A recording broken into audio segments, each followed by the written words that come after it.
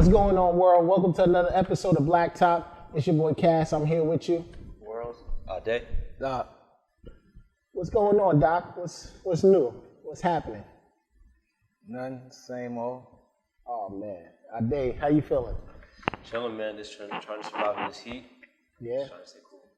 World, talk to me. Man, trying to stay COVID free.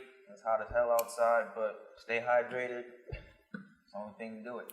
Well, talking about COVID, it's a serious matter.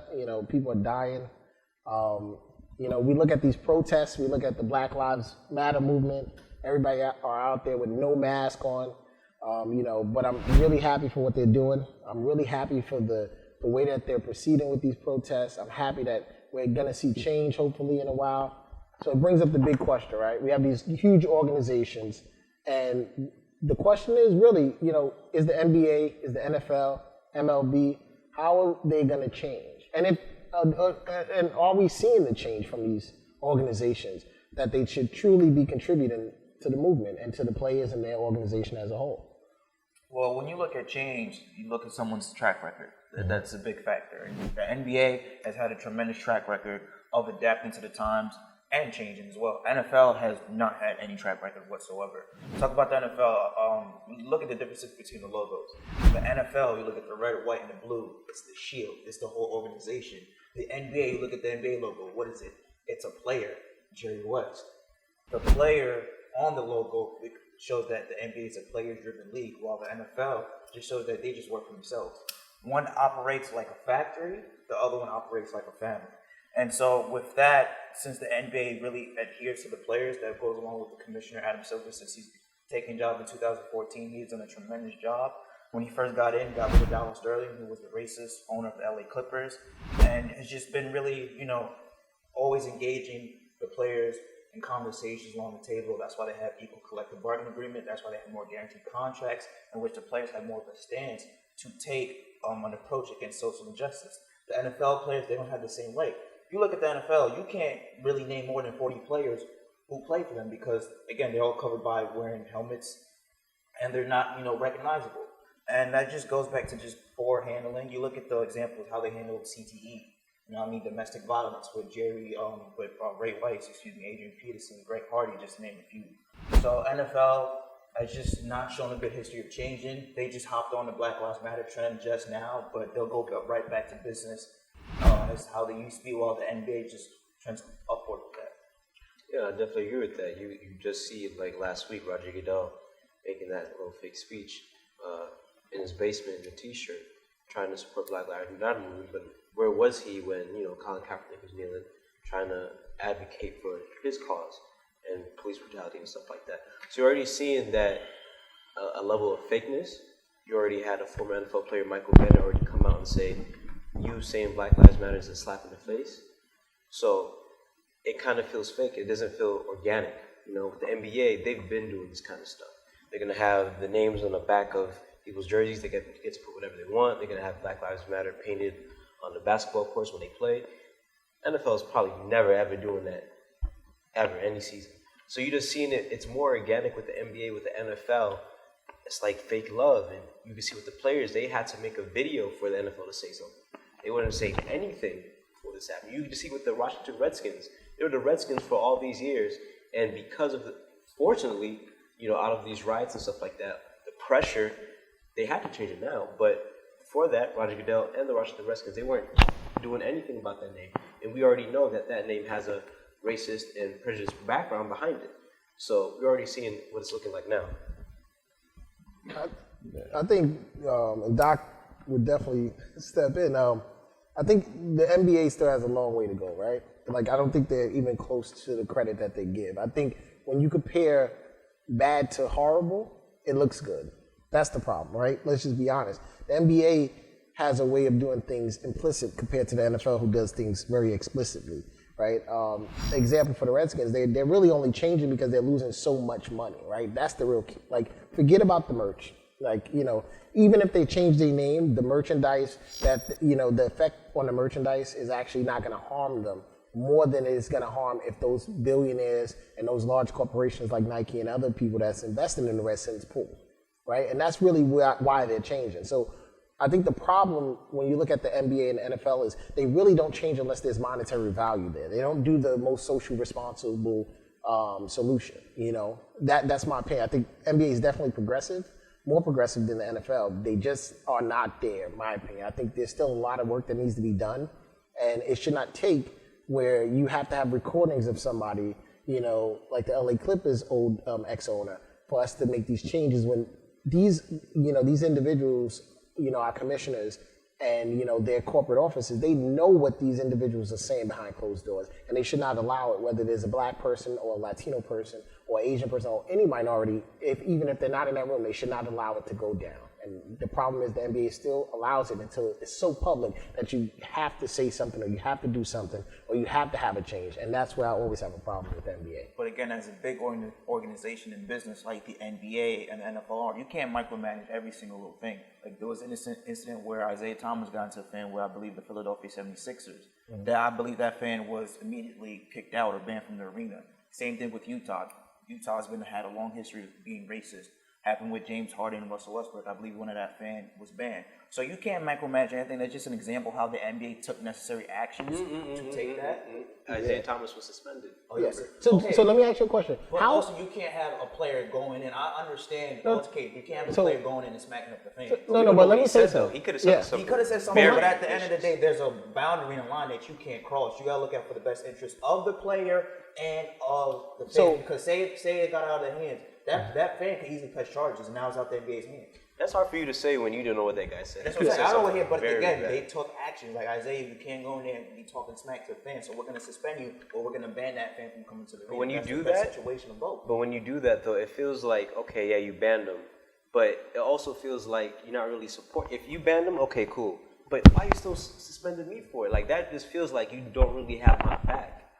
I'm like, nah, they have to do it because they not setting they have to set rules, and rules, if you go on the stand, this what happens. So they cannot just not just kick out the suspend the fan and not suspend the player just because they say, oh, you don't know what the person said to me. The rules is not to go on the stand. So, and I agree with that. The rules are the rules. Back to your point of micromanaging.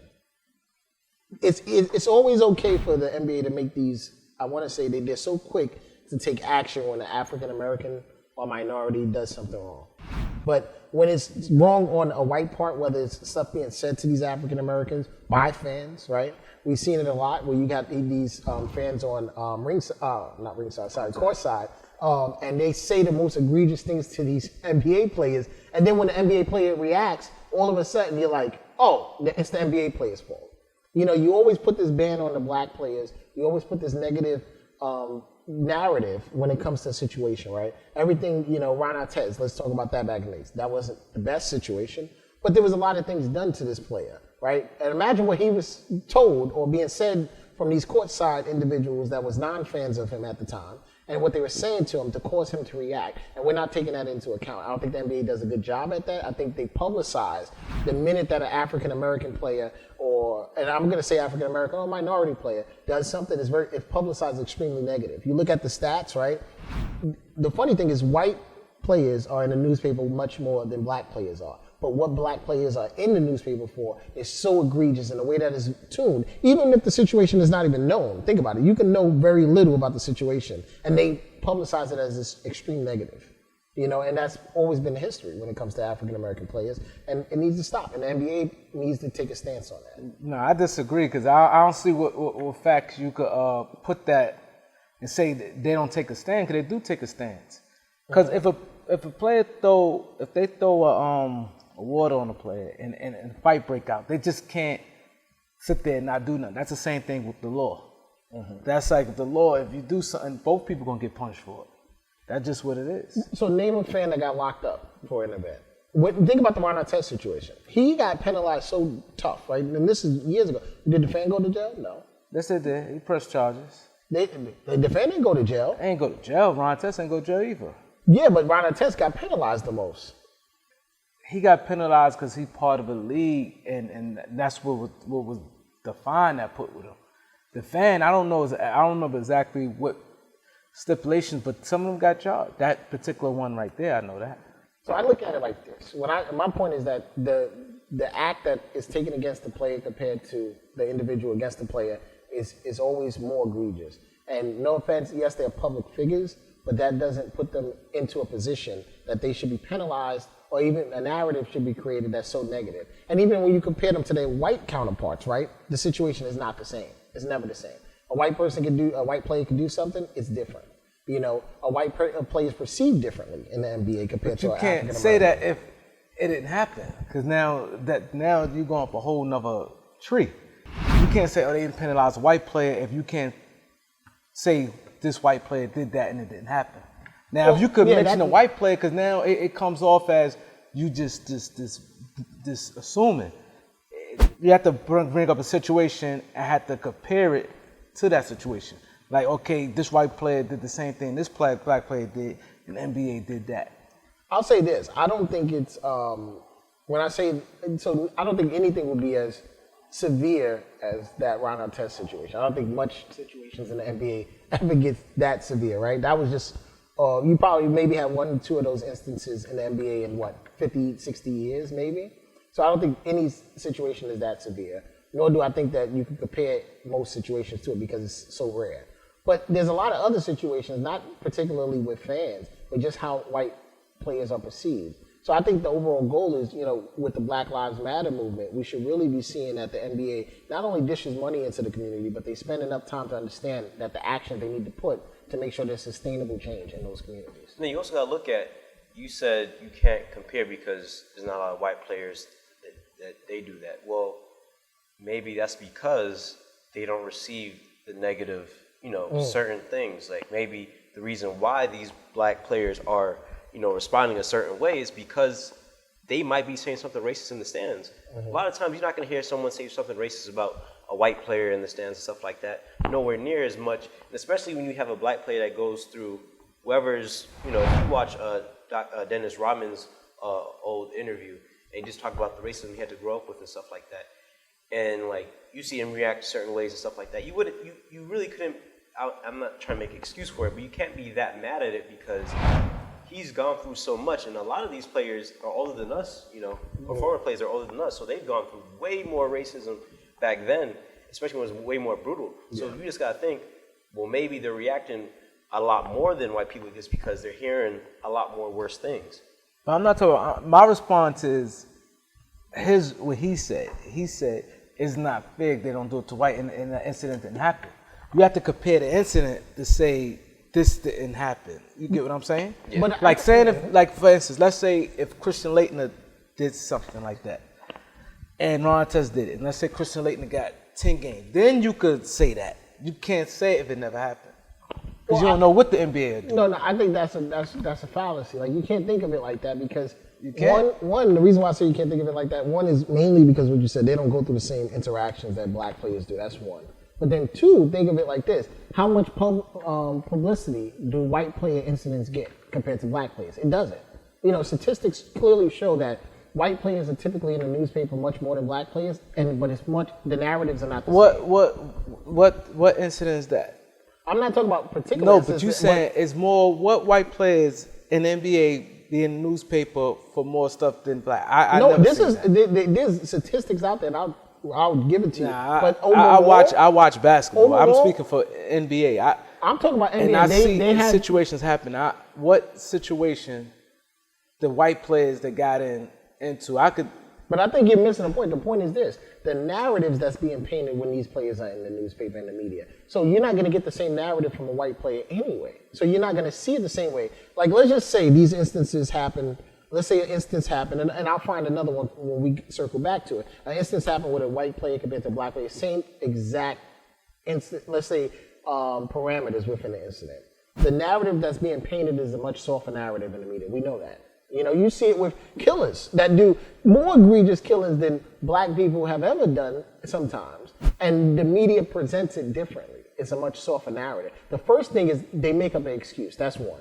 There's always a narrative that makes up an excuse why this person possibly did what he or she did. That's one. When it comes to the African American, even with George Floyd, let's think about that. The person that not started the Black Lives Matter movement, but really started this reform and revolution that we're in today, when you look at that, they were trying to paint him as everything else. It wouldn't, and typically it works when it comes to black people and things happen. They painted him as a porno star. They put up every negative possibility narrative they could. It just did not work this time. What they did to him was inhumane. It wasn't something that anybody could accept, including white people. And that's why we're in the movement and the revolution we are in today. Because media clearly does this, and they paint this picture. Yeah, the media. See, you talking two different things. 1 minute, he saying something about how he feel NBA do a good job. You saying NBA? We talk about the NBA.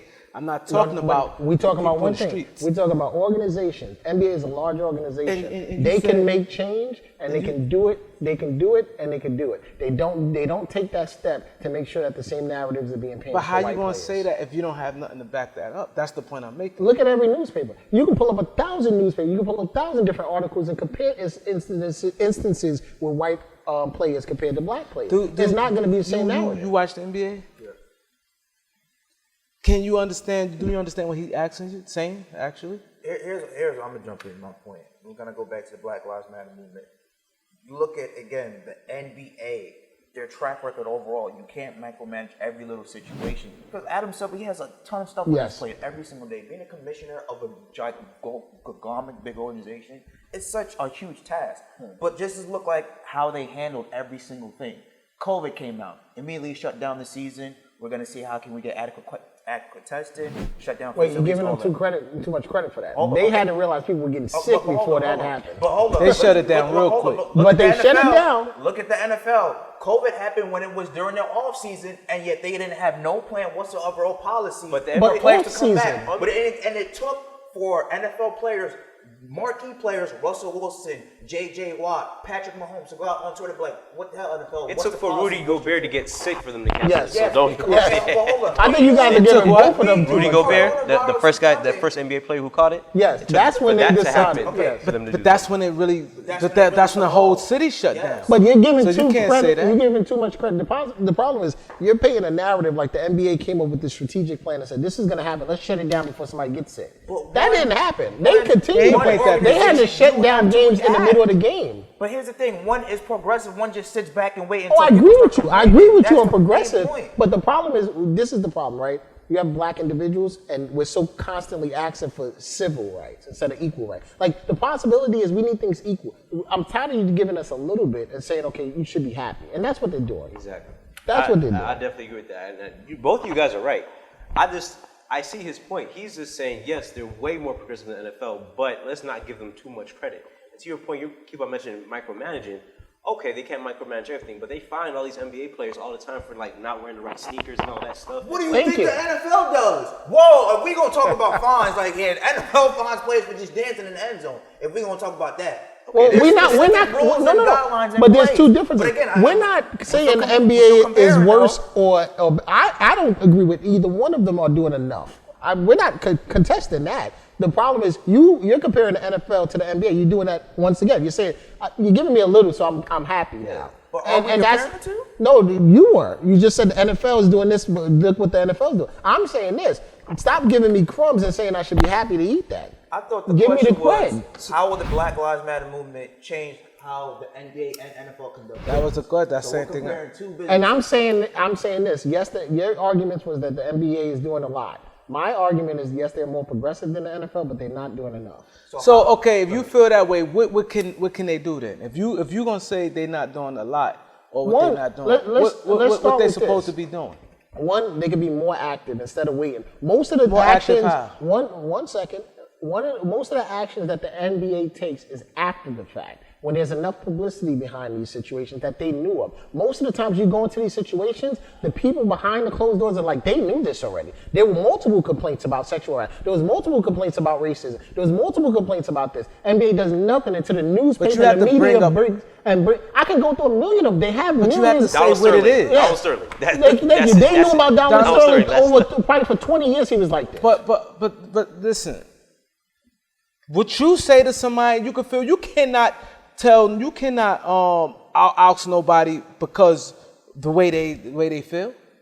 If we're behind closed doors and I say something to you, and you go tell the commission, he can't get rid of me like that. It don't work like that. First of all, you doing with the LBGT It don't work like community. You say something about somebody that has a different mindset of sex than you, right? They will get rid of you in a second. You talk about a person, a transgender person. You talk about somebody.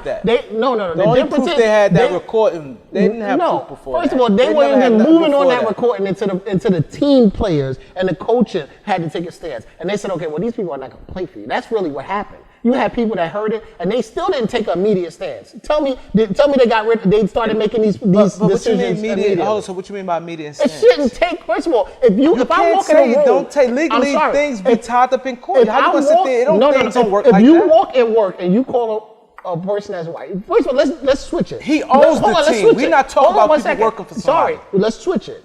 A black player walks in and calls Donald Sterling a white cracker. You think he's gonna be on that team much longer? He owns the team. How you gonna? So that allows you to. So you're giving him leeway. But it's not leeway. If you own something, somebody just can't take nothing from you.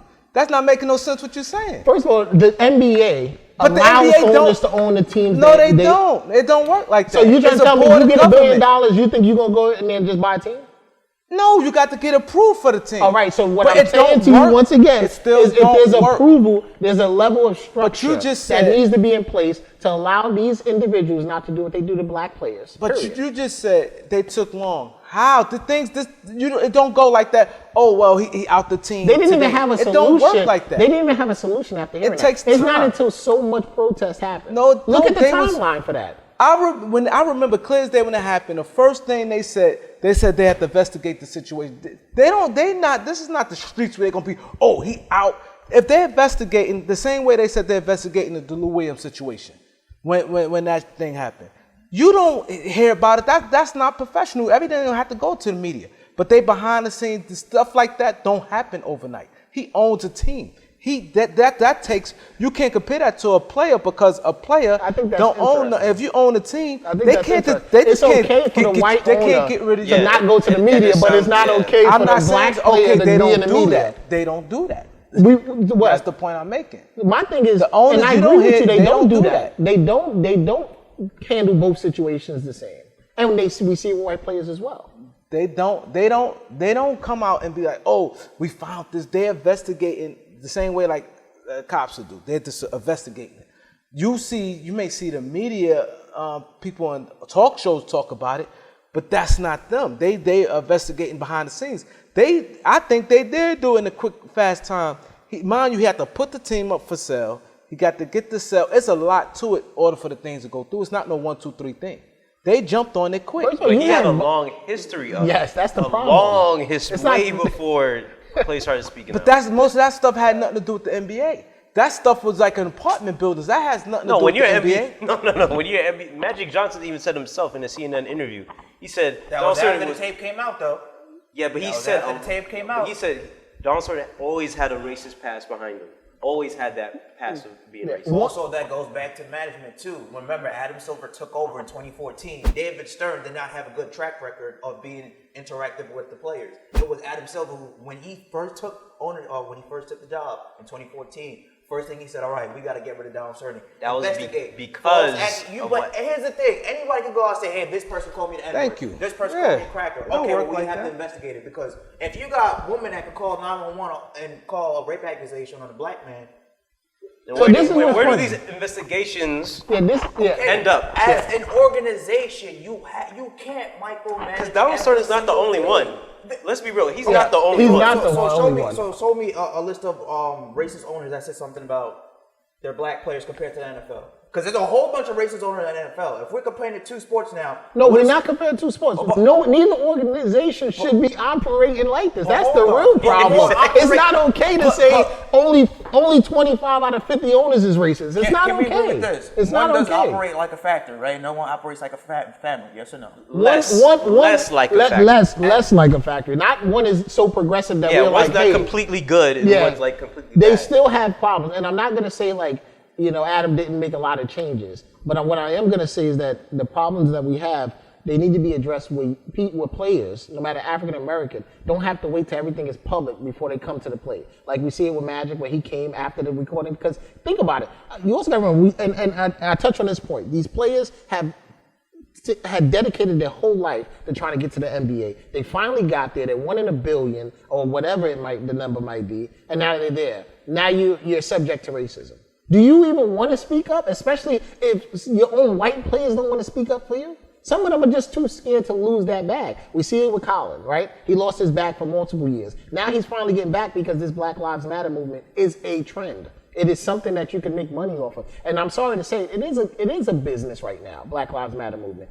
And guess what? Colin came back. He's making a lot of money. I'm happy for him. But the problem is, his bag definitely decreased. You cannot take that away. Because he took a stand of what he thought that something was but right. Exactly. But guess what? You got to sacrifice something to get more in return at the end of the day. But this was funny. How many other players didn't even say nothing after he did it? Because they were scared. Exactly. What I'm trying to say is, these organizations... The NFL players don't have the same not just power NFL, as NBA players. But this is what I'm saying. The point is this.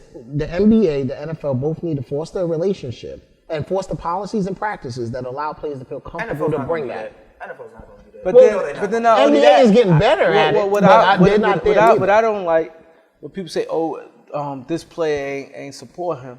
They might not believe in that. You can't. That's the thing would kill me with people. If how?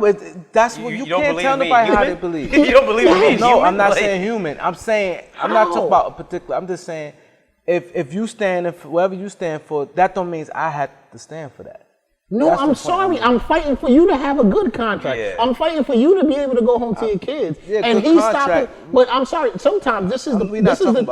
No, let's be honest. As any black person, when you're standing up for something, now you got to remember, you're not standing up for playing a video game. You're not standing up for owning a business. You're standing up for being black and doing it at an equal level. I'm sorry. Whether I agree with every approach, whether I agree with how you protest, the point is I'm still going to stand up and I'm going to be behind you. Because guess what? If I don't do that, then people will overlook you. And guess what? Now you are written off and I'm still making a bag. All right, let me interrupt you there. Again, that goes back to my point that the NBA has more dialogue with its players than the NFL does. And look at when the Colin Kaepernick protest, national anthem. You had owners and even players itself had a conflict. I'm going to stand for the flag. For the flag, excuse me. I'm going to kneel for the flag. Jerry Jones, who says any Dallas Cowboy player that stands for the flag, they're probably going to get their contract terminated. But yet, a couple weeks after that, he takes a kneel with his players. So I was like, whoa, you say one thing, but then the next thing, after you got a high scrutiny and pressure, you come out and do something else. With the NBA, okay, well, if a player disagrees with something based on the social justice, they have a conversation, they hash it out, they see your point. There was, I think I talked about yesterday, there was a show that was on TNT. Charles Barkley, Draymond Green, Jamel Hill, and Kerry Champion. One of the guys who was white came up to a protest and said, I'm sorry I was late, I had a lot to learn, Black Lives Matter. That's where that dialogue and conversation comes into place. You may not agree with somebody because you just don't know the history, but then once you have that conversation, you sit down, this is why we're doing this, then your mind changes. Example, Drew Brees. What did he came out and say? I don't believe in anyone who doesn't support the flag. Got bombarded all over the internet, Twitter. NFL players came after his neck. Then he's like, you know what? Okay, well, I'm opening the conversation. Changed his mind. Then he posted something on. Was it genuine? Was it genuine though? Here's the thing. Was it genuine though? Here's the thing. Hold up. Drew Brees. What is his track record? Has Drew Brees ever been known as a racist? No. Okay. So maybe in that point, he generally probably just didn't understand. And once Malcolm Jenkins and the rest of the Saints players had a conversation with them that was publicized, along with Shaquille O'Neal, he's like, damn, you know what, guys? Now I see your point of view. I'm going to stand with you guys with this Black Lives Matter. It all depends. That's what goes back to track record. If you have a good track record of giving back to the community and being a good person, and you make one mistake, people will kind of sweep that on the rug because it's like, hey, you had never shown to be this type of person before. But you mentioned somebody yesterday, an NFL football player that came out and said the N-word. He got a contract extension. Right. Yeah. Deshaun Jackson comes out and says something about Jews. He gets fined, and Dan probably should have been kicked off the team. But I think there's one thing you're missing, right? There's one thing, and it goes back to one of my points, which is, yes, the NBA is more progressive than the NFL, and we see it. It's 100%. We know that. Like, they have the NFL by light years. Do I think the Black Lives Matter movement will change the NFL? I don't think the NFL can change that quick. I think the NBA is much is way ahead of them in the race. That's the honest truth. But the problem is we got to stop feeling like you just put a point. We brought a point up in my head is you're okay with that. You're okay saying yes, the NBA is good because the NFL is so bad. And the problem is you still have to hold these organizations. They're organizations. They're not just one team. They're not just one player. These are organizations. You have to hold them to a standard of what is equal to us as black players or black players in general, or what's equal to people in general, no matter if it's black, no matter if it's your sexuality or whatever it might be. The point is we can't just say, well, you're doing better than the NFL, so I'm going to accept that. That still doesn't make that you gave me equal anything. And that's my concern. Okay, so you're basically comparing apples to oranges. At the end of the day, if there's always have to have a bad to have a good.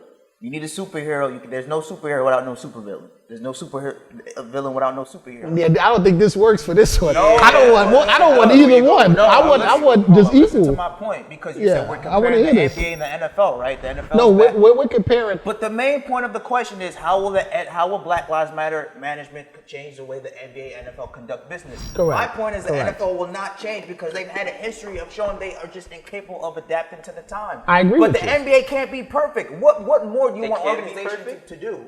I think this is an opportunity for them to get more It's involved an in the opportunity, community. but you basically say, well, they need to do this and that and that. When you have players who are literally sacrificing, giving millions of dollars, LeBron James at the front of everything. Yep. He donates $40 million. But of his wait. Let's forget. We're talking organization, not players. Okay, There's many players that do stuff outside NBA of the cares. organization. Well, NBA cares. Yeah, People, and I think that's a huge start.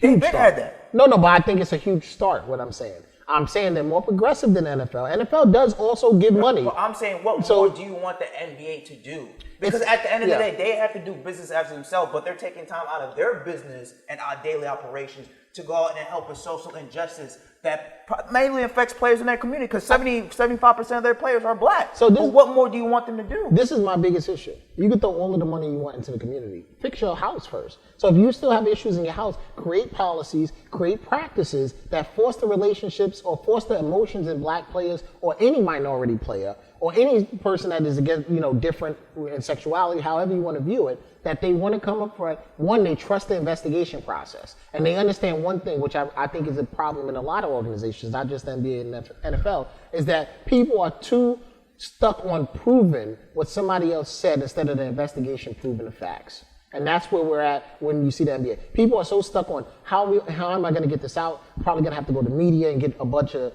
other people to protest with me. Instead of an organization saying, let's just do the investigation. Okay, maybe you don't have enough facts. Let's just say it's he say, she say. Okay, great. But it can't be he say, she say when 6 or 7 or 8 or over 10 years people are saying that these things are happening. At some point, there's some validity to the truth. But how come But they still got to prove it. Like, you can't just go on what somebody say. Like, that just, you're not making any sense. That's like if everybody sit there and say, I did this to a person and they don't have no proof, and I'm saying I was right there, or somebody told me, and they keep going. That ain't going nowhere. I'll tell you this much. It goes, not going if you anywhere. investigate it appropriately, you will get to the truth. Yeah, I'm sorry. easily. I'm sorry. I have dealt with stuff in organizations with discrimination. And yes, it should not be up to the person all the time that's complaining. They should give you as much facts as they possibly can. But at some times, it is just he say, she say. But at the end of the day, if 20 people or if multiple people are saying this, because we've seen it with Bill Cosby, right? Multiple people said it, and although he did admit to some of the crimes, but there was multiple people that it was just their word against each other, right? And they still convicted this man of a crime, even though there was some reasonable doubt within that case, right? I mean, a lot of people say it. So my thing is this: we can do this when it comes to the court of law very, very well when it comes to African Americans, right? You know how many African Americans get locked up off of he say, she say? And they can't even prove it, and then we see that these people are let out years later after proving it. But for an organization can't do a proper investigation when a discrimination claim is brought up? But if they do a proper, what is the punch? You cannot lose no team, or they say because someone said something. I'm sorry. The lady had him on tape. That was it. I'm sorry. If you cannot, You cannot. So it just sounds like you saying, "Oh well, there's no proof." So I'm not saying it, screw you. but what they supposed? Oh, so they supposed to say, okay, you can't own the team do because something. we heard this. Something like what? Make an effort. So basically, we're just gonna throw false accusations out the window. Somebody says something. Do you think all those racist Thank accusations But are fake? it's funny how it comes out after it was publicized. Yeah. That's the thing. If it was such an issue, they all would have came out together Once- as a group, be like, "Hey, No, sorry. Once again, it goes back to my point. We have not created policies and practices to make people feel comfortable to come and bring claims up front. I've seen it within regular. Let's just forget about NBA, NFL. You know how hard it is for a black employee to feel comfortable to go internally and make a complaint about some racism from their boss because they know one thing: the organization is going to retaliate immediately, and we see it a lot. All of a sudden, their work is in question. All of a sudden, they have to prove that they can do their job even though they've been in it for 30 years. And that is a problem that the employee is looked at more than the organization investigates it. And we see it all But the look time. what you just said. The players ain't say nothing about Donald Sterling. They didn't say nothing about you. Now you just said most of the complaints was from people from the buildings he owned. The players ain't say That's nothing not about Donald facts. There was Sterling. multiple complaints in his organization within They said they- the outside way- of real estate. when his did biggest the concern players about say- real estate was when really did- how he when- treated his tenants. Hold I up, believe. but when that was the biggest a player complaint. said they had multiple reports, the players was reporting about it. No, within his organization in the NBA. There were They- people that came up with a all they lot were of saying, different they were things that saying saying he's that he's cheap. He don't like to pay nobody. So much time to a contract, he get rid of them. Only thing, the person who said anything close, and it wasn't that. He said Olden Polonies. He said always like, look at him, he's big and strong. Look at him, he's big and strong. You see him? He could run. But then there's microaggression as well as the statements that's outside of that. He And the didn't problem take is- offense. He said No, what's I'm next? sorry. Always like to have him around like I'm his bodyguard or something. He said he like used to have this. him around me. First of all, that's still a sign. That's still a sign and a cause of racism. Not How? everybody's going to say the N-word anymore. You understand? And that it is very clear. can't- We're not in that 1930s anymore where somebody's going to call you the N-word. They're not going to do that. But if somebody say somebody No, big they're and not- strong, how's that a form of racism? It depends on how you use it, the context you're using it. Just like when somebody says, well, you talk too deep, or you talk like this, why can't you lower your voice? Can you speak like this? They're comparing you to something. Now, if they're comparing you to how you should, like, especially when they go, oh, you're so smart for a black person, right?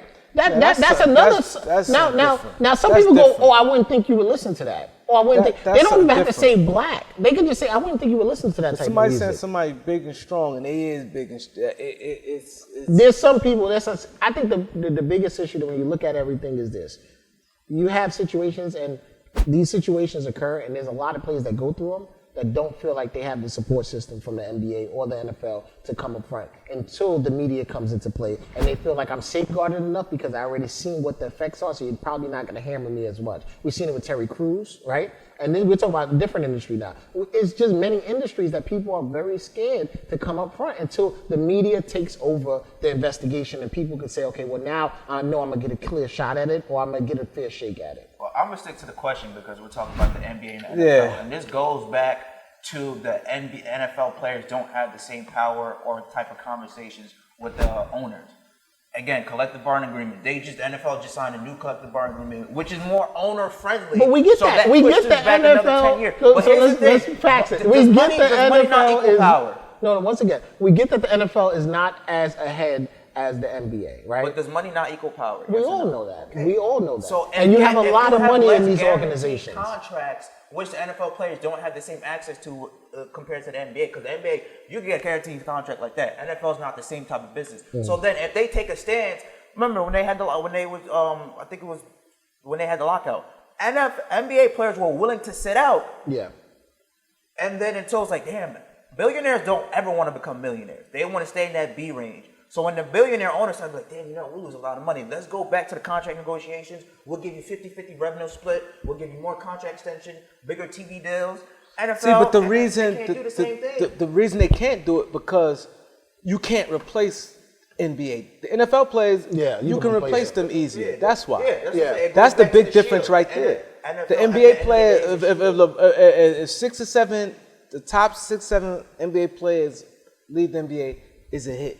Yeah. The top 6, 7 people still watching. It's still it's a Yeah, game. because the NBA roster is only It's 15 different. people. It's only Yeah. 15 people, Yeah. so that's the difference. And I agree with that. Like Doc said, at the end of the day, they can make that adjustment much quicker that, the NFL could do it. And that's a monetary thing, right? That's back to business, right? Business-wise, if I don't have leverage and I work for Doc and I'm the only employee and I go, I'm going to quit, he might say, well, shit, I'm going to give you some more money, right? But if he got 2,000 employees that do my job, it's like, okay, well, all right, I'll see you later then, buddy. Wish you the best. And that's the difference. But I think overall, as we close up this episode, is that, one, the NBA definitely could do more, right? We're not saying that they are not doing it. We're not comparing them to the NFL. Both organizations have their own level that they need to reach, but the NBA could do more. They are much more progressive than, I think, any organization. When I talk organization, NFL, MLB, I think they're much more progressive than any organization. But the NFL is definitely, I don't see them, I see them shadowing it or painting it like they're doing a lot, but they're not going to do much. All of the checks that they write are for write-offs, and I think that's going to be the same. MLB, I think they might have a huge change there. I think they will definitely put in a lot more to make sure players feel like there's equality across the board. The weirdest thing is when you look at the three organizations, I think the NFL and the NBA have the most publicity around racism compared to the MLB. I don't, unless you guys think different. Well, because there's more black players in the NBA and NFL. You look at baseball, there's more, I don't want to sound racist at all, but it's mainly more like a Spanish Dominican-driven league. You obviously have some black players. It's more white well, than Spanish than There's black. not a lot of black players compared in the MLB compared to that NBA and NFL. So But it's interesting because you would think that with less players, they would probably feel more, feel like people are more against them. And apparently, we don't hear as much. So, They don't have less players in the NBA. no, I said when it comes to black players compared to the entirety of It's hardly nothing yeah. in baseball. So, but you would think they would be probably racially more discriminated against in the sense of that. But apparently, the MLB most likely has some policies and practices in place. They got more diversity, though, that's for sure. Yeah, I agree. So, Doc, we got your point. We got you. You definitely feel like the NBA has done a lot. What's your thoughts? I think they did a lot, and I think if you said you have to have the something to stand with it, because that's just like getting accused of something for what? I think the NBA do a good job. Okay. Ade, where you at for this one? I think they're the NFL. They're way behind. NBA, they're making progress, but they're damn sure not perfect. Yeah, NBA light years ahead of the NFL in terms of social justice. NFL will never change. They stick to that owner's mentality, so I don't see them changing that over probably the next 15, 20 years. As long as Roger Goodell's commissioner, they ain't doing nothing. Yep. Well, look, thanks for joining us. We'll see you in the next episode. All right, I'm Cass. Ade.